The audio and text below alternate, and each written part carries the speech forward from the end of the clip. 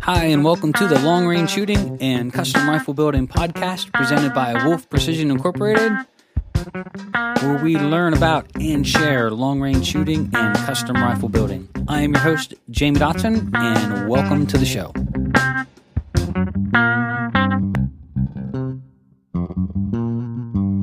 Hi, and welcome to episode 216 of Wolf Precision's Long Range Shooting and Custom Rifle Building podcast. I'm your host, Jamie Dotson, and welcome back to the show.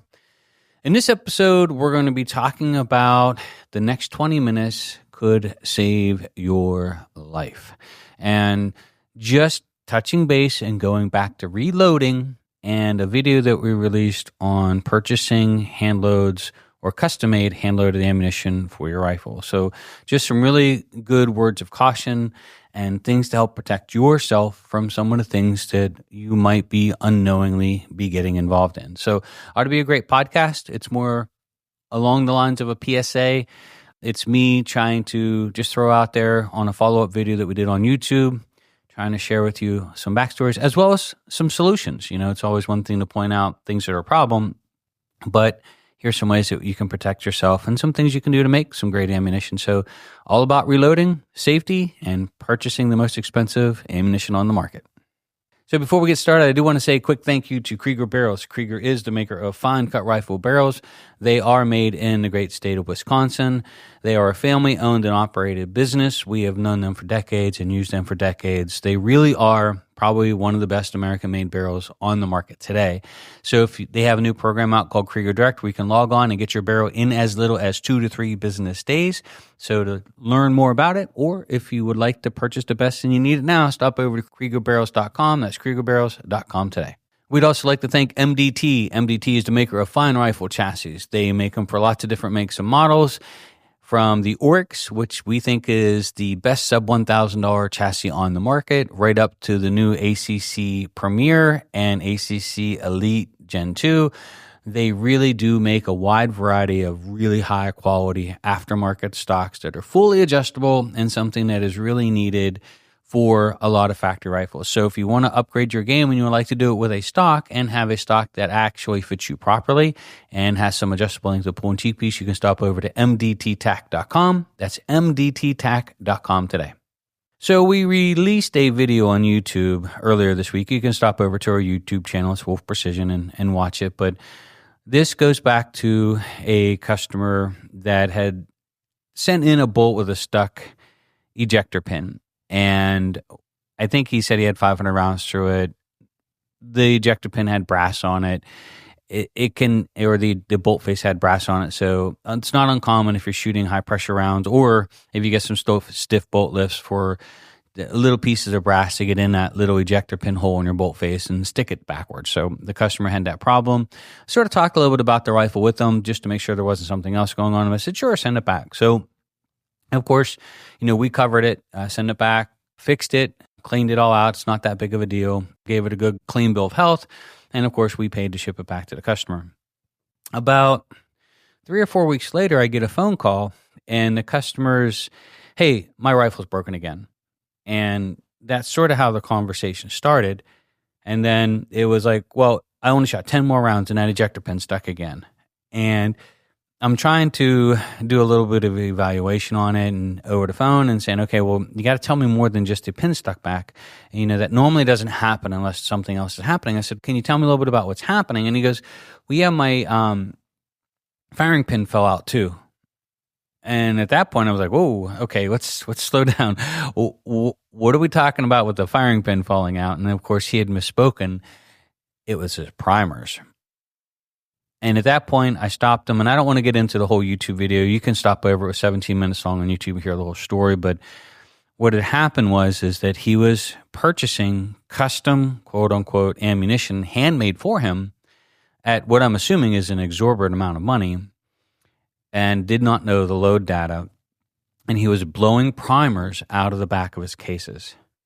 So on the YouTube video, not to rehash it, you can go watch that whole video, in which I talk a lot about how do you protect yourself from this, because this gentleman had a great website that was making the ammunition. He touted, 30, 40 years, 50,000 customers. I mean, they all look like that, right? And just like in the video, I always say that sometimes with people who are professionals, they get lulled in to the bigger check that I write. I'm almost guaranteeing myself better quality ammunition or better quality service. And in some cases, that's true. In other cases, like this one, it's not. And I had told him he's got to stop shooting that ammunition. Well, that hand loader called me, and this is where I'm going to pick up on this podcast. So the hand loader called me that made this custom ammunition. And his first words to me was he was going to figure out what was wrong with my rifles. And I'm all open game for that. If there's something that we can do to make the rifles better, if there's a process that's coming out, I'm open-minded as can be. But he threw out the first thing was that there's probably a carbon ring in the throat. That's a standard go-to for creating pressure. And then he was like, well, maybe there was a patch stuck in the barrel. I mean, the list went on and on and on. And I said to him, I'm like, look, you're making this ammunition. What is the charge? What are you loading the ammunition to as far as what powder, because it's a 22 Creedmoor, and what is the charge weight? Because the customer, when I had spoken to him, did not know, which is where we're going to lead you to in this podcast. And he had said 41 grains of H4350, shooting an 80-plus grain bullet in weight. That is way over max. So I instantly stopped right there and was like, where did you get that load at? That is way over max, 10% or more. And he's like, well, I've been loading it in all my rifles for 5 years. Never had a problem. And the customer, by the way, had stuck up for this guy when I was saying, well, look, you got to talk to this guy because you've got high pressure loads. And he was defending him like, look, this guy's been making my ammunition for 5 years. He's made our ammunition for Africa. There's no way it's the ammunition. I mean, that's not uncommon to protect your friend, right? Or someone that you've done business with for a long period of time when someone is questioning the quality of work that they did, or trying to figure out, hey, why are you blowing primers out of the back of your cases? But then, here we are. He actually had the nerve to call me. And of course, I think he had good intentions trying to figure out what was wrong with my rifle. But all of a sudden, I'm like shocked that he was like 41 grains, max load is 37 and change. And I asked him, so this is where this podcast is going. I asked him, where did you get that load data at? He made it up. There was no load data when I developed this load. Okay. My guess is he found it on the internet to somebody who was loading it and got away with it a million times. Right. Then he was like, I was like, well, the data's been out for 2 or 3 years on this. Why didn't you look this up to see if it was a safe load? And I said, did you ever pressure test it? No. Did you ever look it up at all? No, I didn't. I'm like, dude, you got to go buy the book. And he had said to me, well, where do you buy the book at?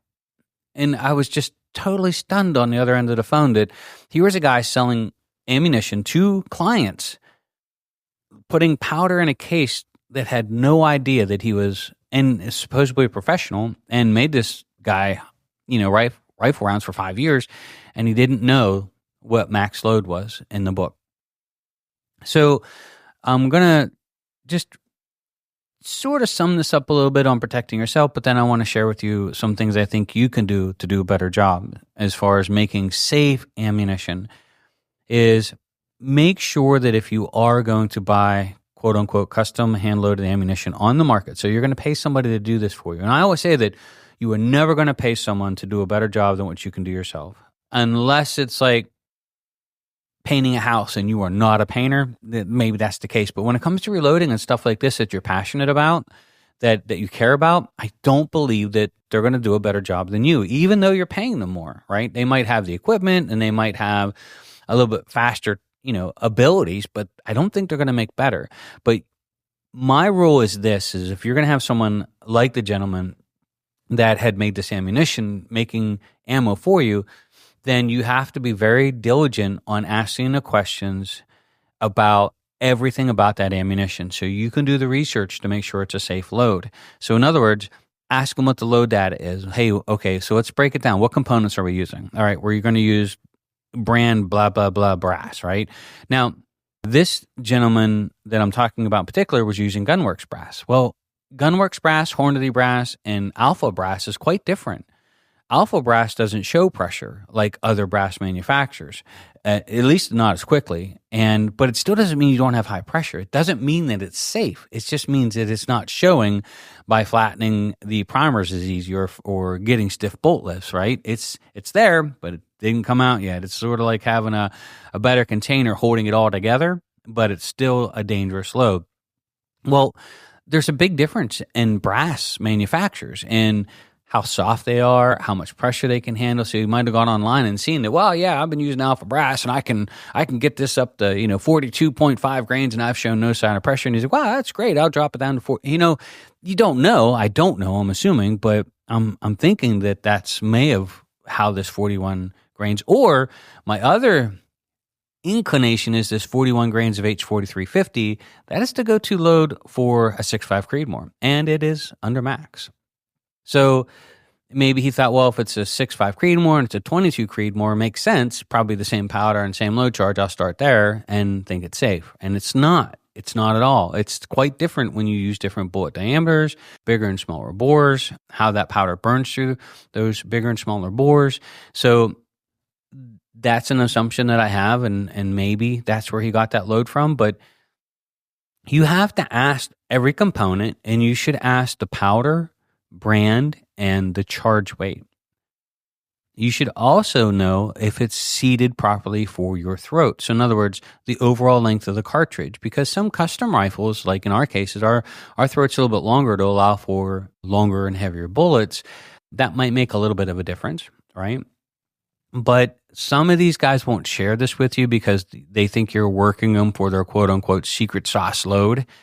But my thing is it has nothing to do with, in this customer's case, wanting to reload his ammunition and bypass him and just take his information and go with it.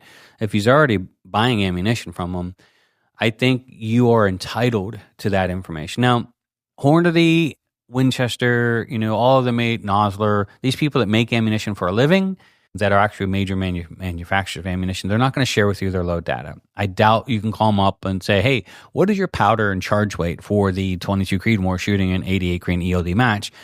They're probably not going to tell you, right?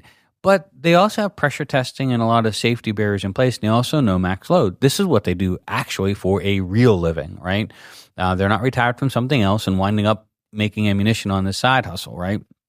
But for anyone that's using the word custom hand load of the ammunition or the small manufacturers, you should ask. You should even ask, like, are you using an automated reloader?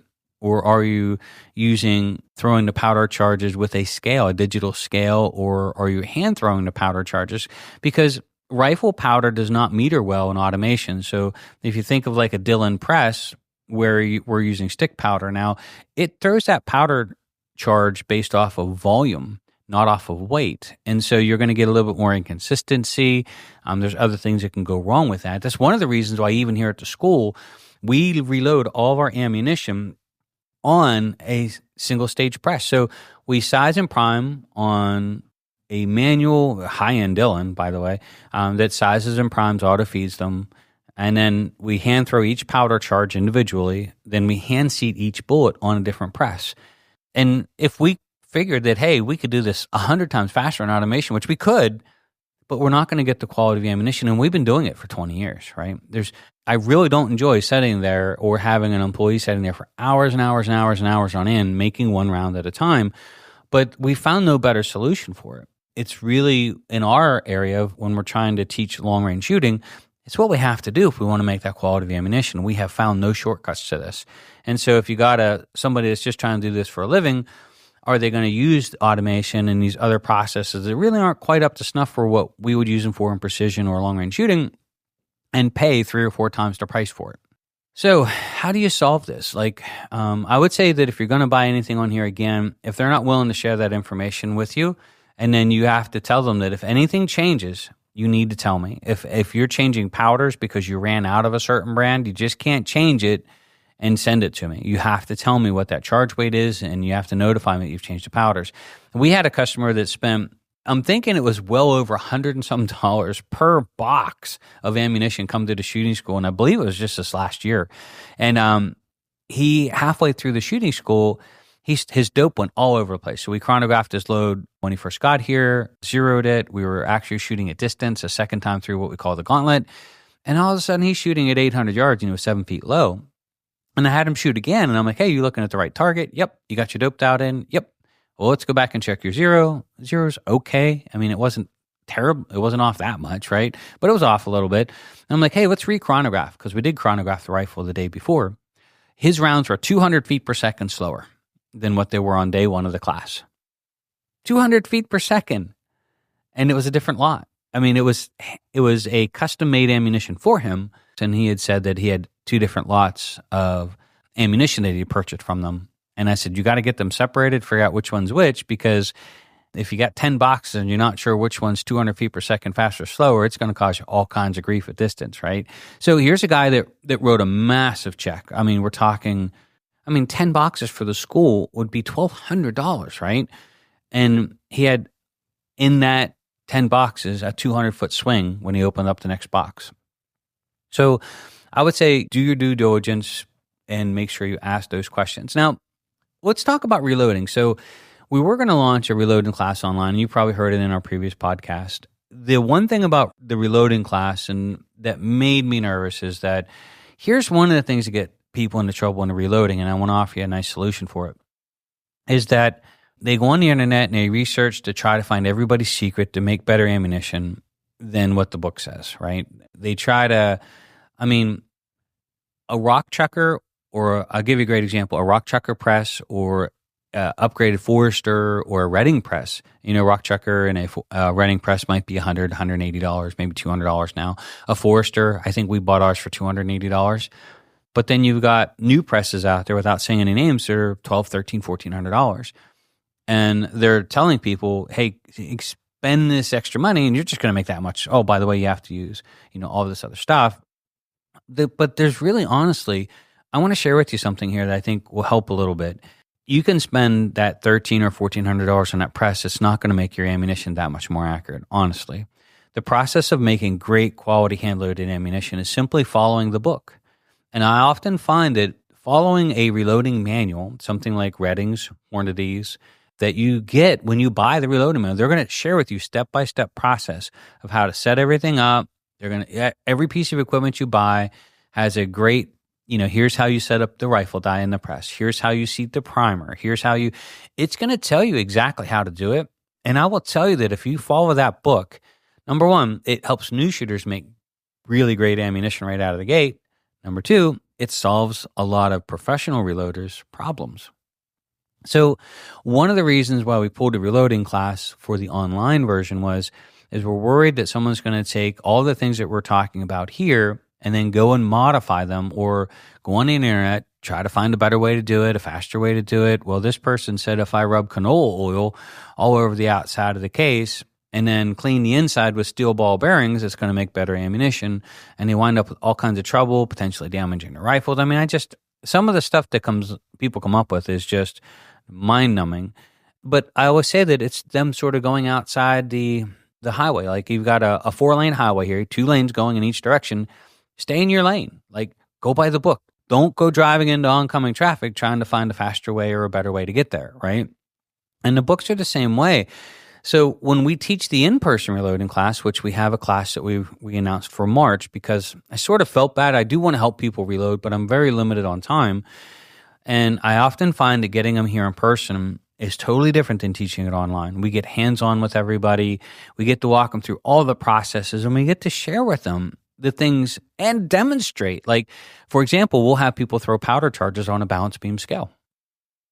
Now, you would think that technology that's ridiculous. Why would you reload on a balance beam scale? It makes no sense. We're not back in biblical times, right?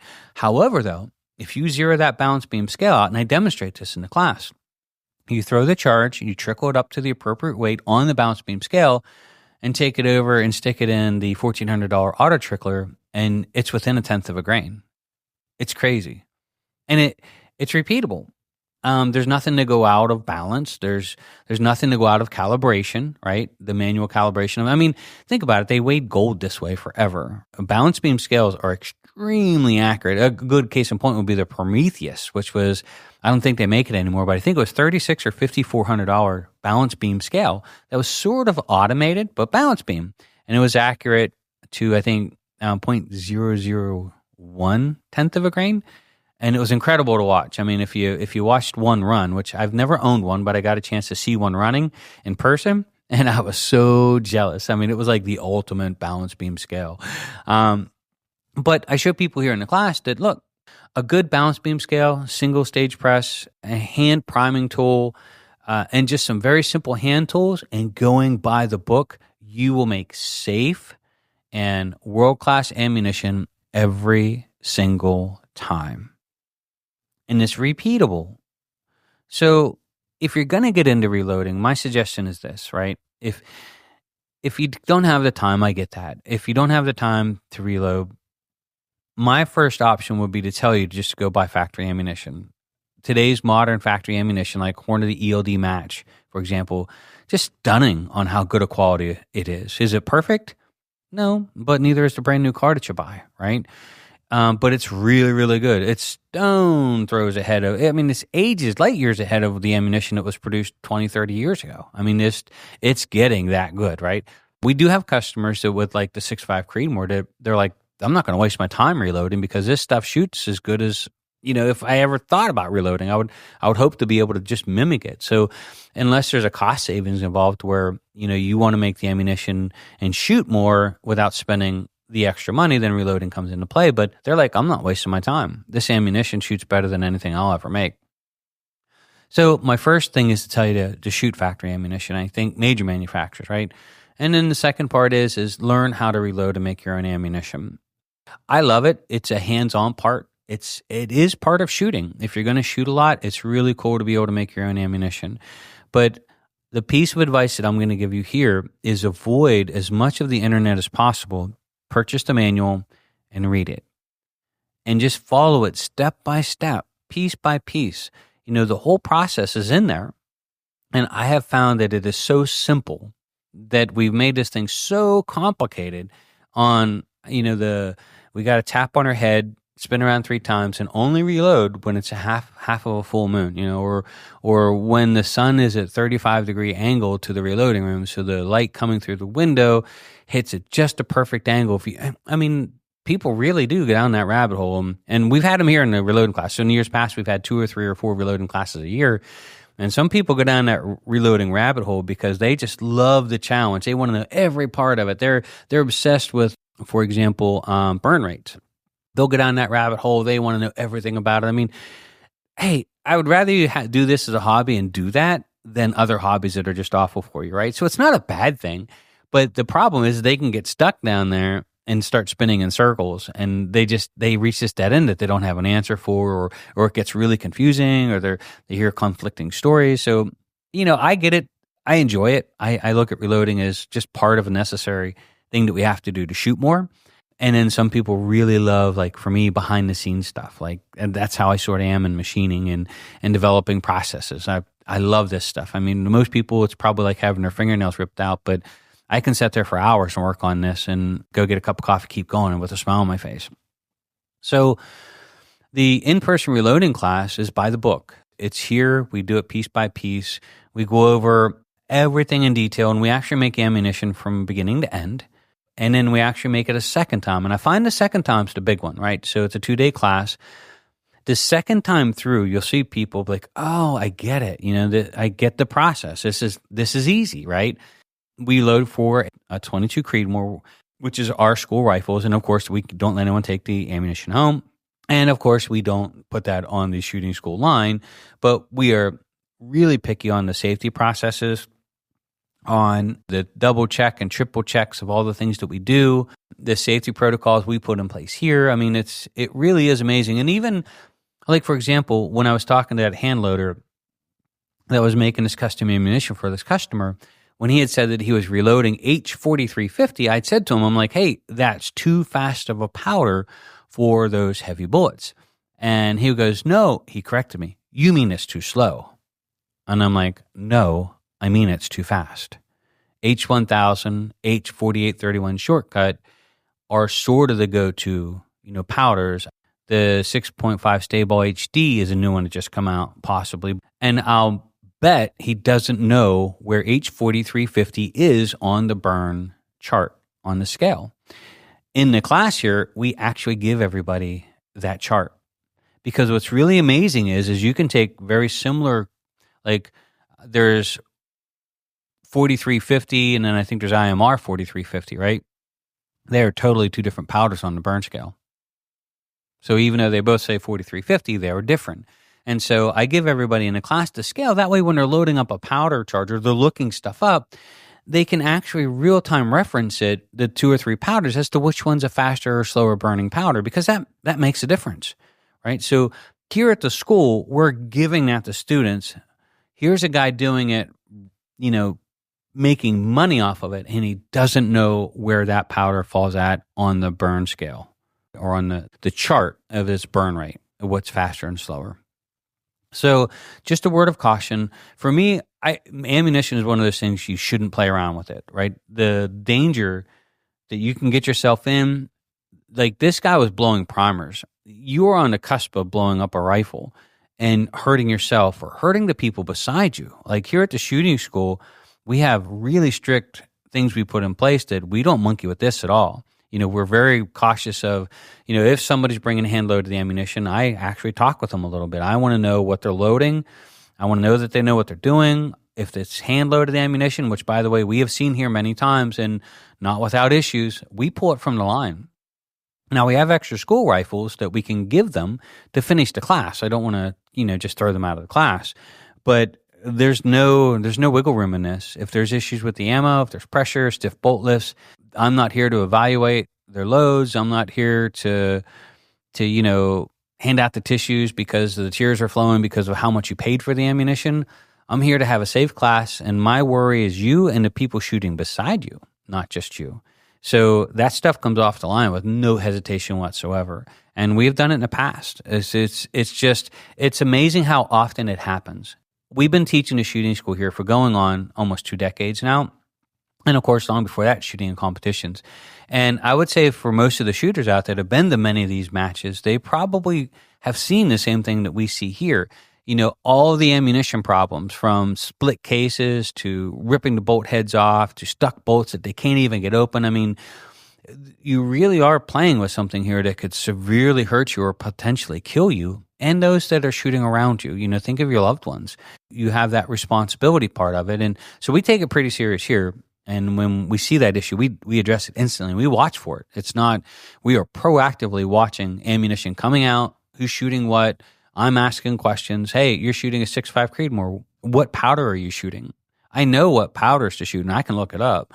And if they say, well, I'm shooting H4350, and I'm like, what load are you running? 140 grain, and I'm shooting 47 grains of powder. By the way, don't do that. I know you're way over max, right? And so we're going to have a conversation before you even start shooting it here at school. So anyway, we did announce a January class. I'm probably going to pull that one. We have potentially the SHOT Show and the Great American Outdoor Show all coming up. And January is sort of a rough time because we can get some really sketchy weather here that sort of causes issue with the class. So we do have a reloading class, and I think there's only like 2 or 3 slots open left in March. If you'd like to join us, you're more than welcome to. We'd love to have you. I think it's a great time. It's 6 people in the class, and it's 2 days. You're going to run through and make ammunition twice, and we do it for a caliber, so that way we're all loading the same caliber and all using the same powder. It's a safety thing, right?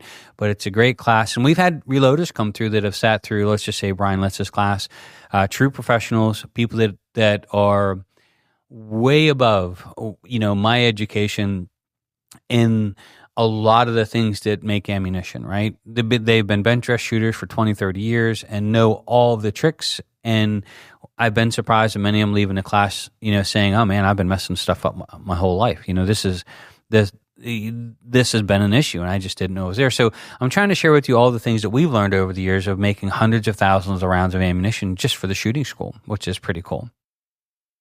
All right, before we wrap this podcast up, I do want to say thank you to our last sponsor. I want to say thank you to TriggerTech.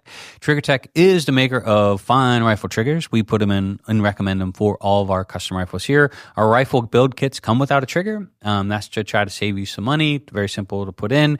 One of the reasons I like TriggerTech so much is that they're easy to install, easy to adjust, and probably the safest trigger on the market. Just one screw to put in and out. And if you buy one of our custom rifles, they were actually kind enough to give us a discount code that we share to those customers that they can get a nice discount on their trigger when they do purchase it. So if you want the best and you want to upgrade your rifle with a trigger, we really recommend TriggerTech, and you can learn more about them at triggertech.com. That's triggertech.com today. All right, thank you everybody for taking the time to join us here on the podcast. I really appreciate it. If you would like to check out that YouTube video, you can stop over to Wolf Precision, and it's about 17 minutes long. I actually had to record it twice. The first time, my wife, who is our office manager here, her name is Lori, I always let her watch videos sometimes, and she was like, no, maybe don't put that one up there, because, I was a little upset that in not pointing out anything about this individual or identifying him in any way, shape, or form. But he really put this customer in harm's way.